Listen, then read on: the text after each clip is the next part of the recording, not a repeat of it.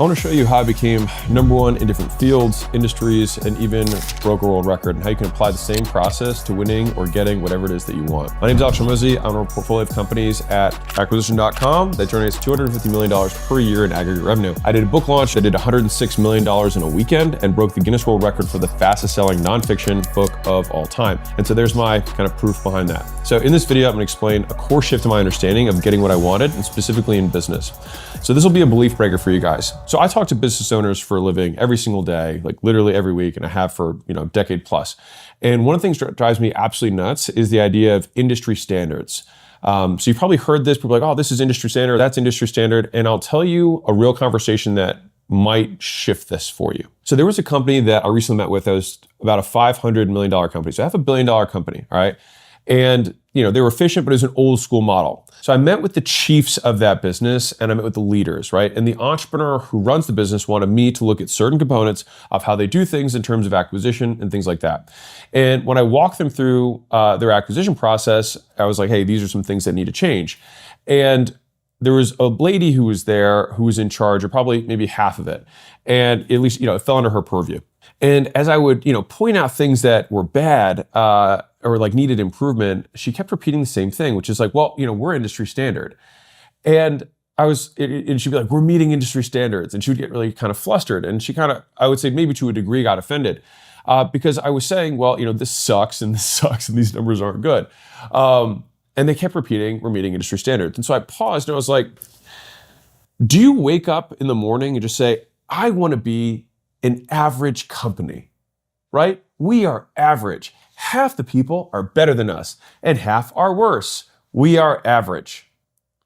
Who gives a shit, right? I don't know about you, but I didn't get in the game, whatever game you're playing, to be average. The average business is average. The average American is overweight, they're in debt, they're divorced, they're depressed. And so the average business makes almost no money. Why would I use industry standards, industry averages, anything like that at all?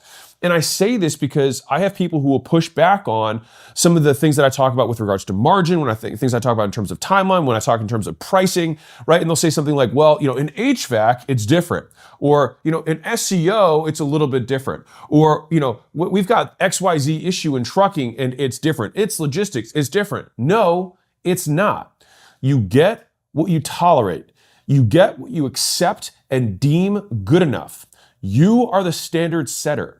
It is the highest and most important job in the company, and it is why some companies prevail and some companies fail. It's the reason that Jobs was so important for Apple, Elon was so important for Tesla, and XAI, and all the other things that he does. And at a certain point, you cannot actually do anything in the company except for hold the fucking line. And the person who should run every department or every division should be the person with the highest standards, right? And this applies to everything, right? Sales rates, closing percentages, profit margins, cash flow, the people you date, the body fat percentage you hold, how fast you expect something to get done, literally everything. Real quick, I'm gonna show you the exact 10-stage roadmap from 0 to 100 million plus that less than 1% of companies finish. I've now done multiple times. And so I can say with a lot of confidence that these are the stages as headcount increases that you need to get through. And I broke each of these down by 8 different functions of the business, what the constraint feels like what are the symptoms of it when you're going through it, and then what steps we actually took to graduate. And we've done this across software, physical products, service businesses, brick and mortar, all of this, and it works. And it's my gift to you. It's absolutely free. And so the link's in the description, but you just go acquisition.com/roadmap, just enter your info and it'll spit it right back to you all free. So let me tell you a story about a billionaire mentor of mine. Again, I had a conversation many years ago. And he said this thing to me that I'll never forget. He said, profit is unnatural. And I was like, what does he really mean by that? He said, it's common and normal for people when money is in a bank account to spend it. And that's why most people don't have money. He said, so if you have a company and it makes money and it actually starts to succeed, that success has this constant pressure of normalcy that fights against it. And so there has to be someone who holds the line and is like, no, we will not spend more, but we will keep making more. We will get more customers and we will not hire more people. We will find a way to service these customers better than we did our last customers without adding headcount. And we're going to do it even better, even faster, with less. And so let me tell you another example of something that just happened in one of our portfolio companies. So they needed to add 15 sales reps to hit their Q1 goals, right? And so the leader was saying how his plan was to hire 5 reps a month, right? Every single month. And doing it this way, he said, would, stretch the team, but it would still kind of like, ensure quality, make sure the culture wasn't, too stressed, et cetera. And honestly, it was a fair plan, right? But for this business, the extra sales guys were going to add about $4 million in profit that quarter. That's how much extra it was going to add, just that quarter. So I pushed back and I said, why can't we do it in a month? And he had a lot of different reasons and he kept, like it'll be cultural issue. I think we'll stretch the team. We might lose other sales in other places. And I kept pushing and pushing, but he had some reasons to come back. And thankfully, he's a stud. And then after the meeting, he messaged me back and said, 2 of our guys have bandwidth who are more senior. They can assist the new manager and onboard 3 to 5 guys each. If we do that, we can actually do it in a month. And boom. $4 million more potential next year in Q1 because of one thing, a higher standard.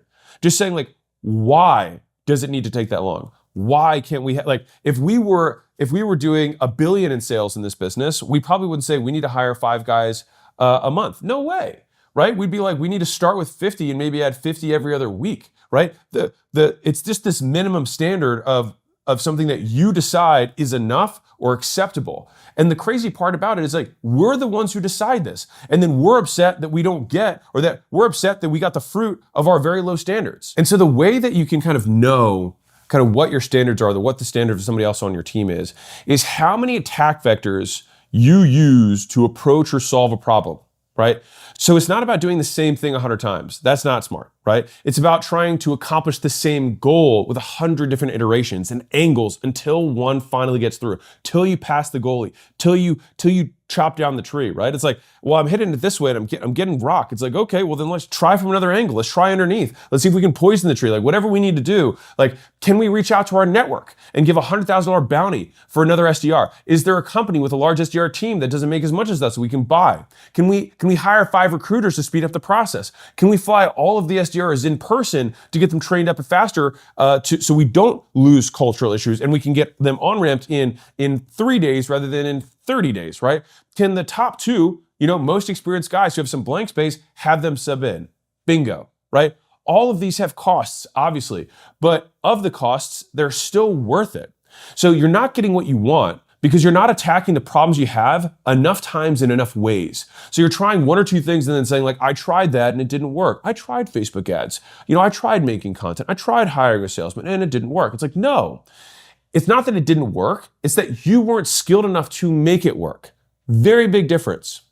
And so you're gonna tell me that no one on earth has ever had the same problem that you have right now? And of those many people on earth who've had it, no one solved it? You have somehow come across the Gordian knot of problems. No one has hired more than 5 SDRs in this period of time for a company of this size? Of course they have. And that's why those people won.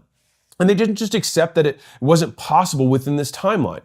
And so the rules that I would encourage you to live by is that unless the laws of physics prevent it, consider it mental handicaps that your competition gets to live by and measure themselves by. Not a suggestion, a recommendation, and certainly not a fucking law, right? Industry standards are a handicap that you let your competitors use and think they're doing well. That is the gift that we get as soon as you get out of this belief. Because if you want to be average, use industry averages. And most industry average businesses suck. Right? Why would we look at them to judge ourselves by like, oh, this guy's completely broke and distracted and has no idea what he's doing. I should look at what his numbers are and say, oh, we're about the same. Is that an accomplishment? Should we be looking forward to something like that happen? Like if you want to be the best, use physics and math and then work backwards. And so I think something that'd be really good to finish on is this great piece by Jeff Bezos. And I want to read it too because I think it just really drives this point home. Differentiation is survival and the universe wants you to be typical. This is my last annual shareholder letter as CEO of Amazon, and I have one last thing of utmost importance I feel compelled to teach. I hope all Amazonians take it to heart. So here's a passage from Richard Dawkins' extraordinary book, The Blind Watchmaker. It's about the basic fact of biology. Staving off death is a thing that you have to work at. Left to itself, and that is what it is when it dies, the body tends to revert to the state of equilibrium within its environment. If you measure some quantity, such as temperature, the acidity, the water content, or the electrical potential in a living body, you'll typically find that it's markedly different from the corresponding measure in the surroundings. Our bodies, for instance, are usually hotter than the surroundings. And in cold climates, they have to work hard to maintain that differential. When we die, the work stops. The temperature differential starts to dissipate, and we end up the same temperature as our surroundings. Not all animals work so hard to avoid coming into equilibrium with their surrounding temperature, but all animals do some comparable work. For instance, in a dry country, animals and plants work to maintain the fluid content of their cells, work against a natural tendency for water to flow from them into the dry outside world. If they fail, they die. More generally, if living things didn't work actively to prevent it, they would eventually merge into their surroundings and cease to exist as autonomous beings. This is what happens when they die. While the passage is not intended as a metaphor, it's nevertheless a fantastic one and very relevant to Amazon. I would argue it's relevant to all companies and all institutions and to each of our individual lives too. In what ways does the world pull at you in an attempt to make you normal? How much work does it take to maintain your distinctiveness, to keep alive the thing or things that make you special? I know a happily married couple who have a running joke in their relationship. Not infrequently, the husband looks at his wife with faux distress and says to her, "Can't you just be normal?" They both smile and laugh, and of course the deep truth is that her distinctiveness is something that he loves about her. But at the same time, it's also true that things would be often easier, take less energy, if they were a little more normal, right? This phenomenon happens at scale at all levels. Democracies are not normal. Tyranny is this historical norm. If we stop doing all of the continuous work that is needed to maintain our distinctiveness in that regard, we would quickly come into equilibrium with tyranny. We all know that distinctiveness, originality, is valuable. We're all taught to be yourself. What I'm really asking you to do is to embrace and be realistic about how much energy it takes to maintain that distinctiveness. The world wants you to be typical. In 1,000 ways it pulls at you.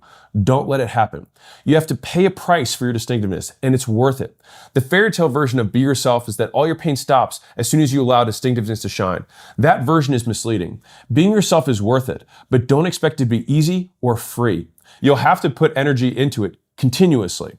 The world will always try to make Amazon more typical, to bring us into equilibrium with our environment. It will take continuous effort, but we can and we must be better than that. You have to hold the fucking line. Like, this is the last letter that Jeff Bezos wrote. And can you think about, like, of all the things that he wanted to say, the thing that he chose to leave on was the line.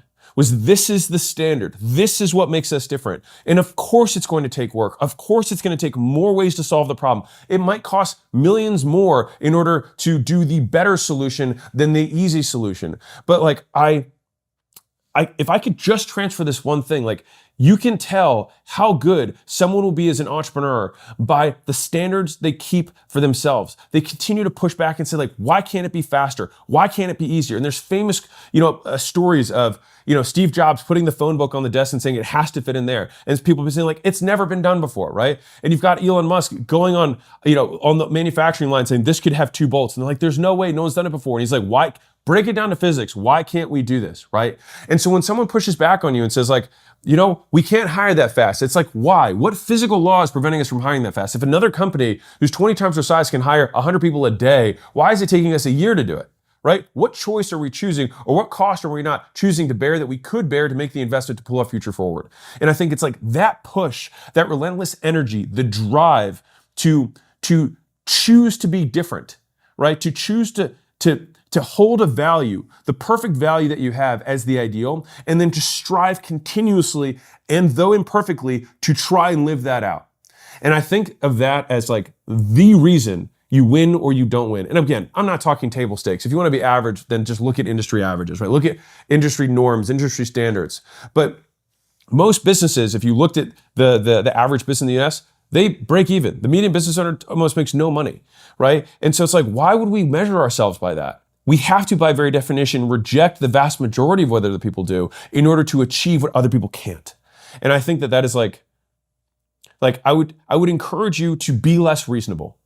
And I would say that it has been a skill that has served me well. I mean, you can imagine saying, hey, I want to break the world record that every other person who has had a book has had massive media empires. They've had big deals. They had national media behind them for presidents and monarchs who released books. And I'm saying, I'm just some guy in America saying, like, Let's see if we can do more than all of them. And we did. We fucking did, right? We outsold Prince Harry, Obama combined within 24 hours. And to be fair, please don't kill me for, having some point of disrespect for whatever secret nations exist, right? But I'm only saying this to make the point, which is like when I set that goal originally, can you imagine the amount of people who were like, I don't know if that's realistic, man. Like, hey, that's a really big number. Like, have you really thought, but what if it doesn't happen? I had someone ask me that. They said, well, what if we don't hit the goal? And I said, we dare greatly, motherfucker. That's the point. Like, so what if we don't hit the goal? It doesn't mean we give ourselves an excuse to not try, but like try in earnest, not say like, oh, we're gonna do this and we hope this happens. It's like, no, we wanna have 5 different versions of this thing going wrong and it's still hitting the goal. And so I say this because like the goals that I have and probably the goals that you have, never apologize for them. It's normal for them to be unreasonable. But you don't need to be reasonable. The world wants you to be reasonable. It's like you need to be unreasonable. You need to stick your feet in the mud. And there's a certain amount of stubbornness that's required. And I think part of the reason that Peter Thiel and some of these great investors talk about phenomenal entrepreneurs is that sometimes they don't have super high agreeableness, is that they don't need consensus. They don't need everyone else to like them because they believe what they believe, right? And the thing is that in order to have an outsized return at anything, you have to bet against conventional wisdom, right? And conventional wisdom can be right. And so that means that fundamentally either you're an idiot or you're right and you're early, and that's where you get rewarded. And so you have to think, like, at least the process I come down to is always like, what physical law of reality prevents us from selling this many books? And that's why it came down to like, all right, we'll have multiple generators. Like if we don't have power, we can't sell books. We have to make sure that we have backups for internet. If we don't have internet, we can't sell books. Okay, do we have enough books to sell? We got to print them. Okay, great. We have to have logistics so we have hundreds and hundreds of people ready to actually ship those books out. Okay, if we have each of these things, then all that it really takes is enough people to see it and an offer enough that is compelling, that makes sense for a big enough audience to say yes. That's it. And so you have these problems in your business. You're not cash flowing enough. You're not hiring fast enough. Your price isn't what you want it to be. If you believe, and you can reason it to say like, what prevents us from doing this? I think that that's where you can get these special outsized returns. I think that's where you can have the unreasonable accomplishments. But it comes first from having unreasonable conviction that you will hold the line, that this will be the standard that you have. And the fact that no one else has ever done it before means absolutely nothing to you because there's no reason that they couldn't have done it. And good on you for ignoring the fact of their mediocrity.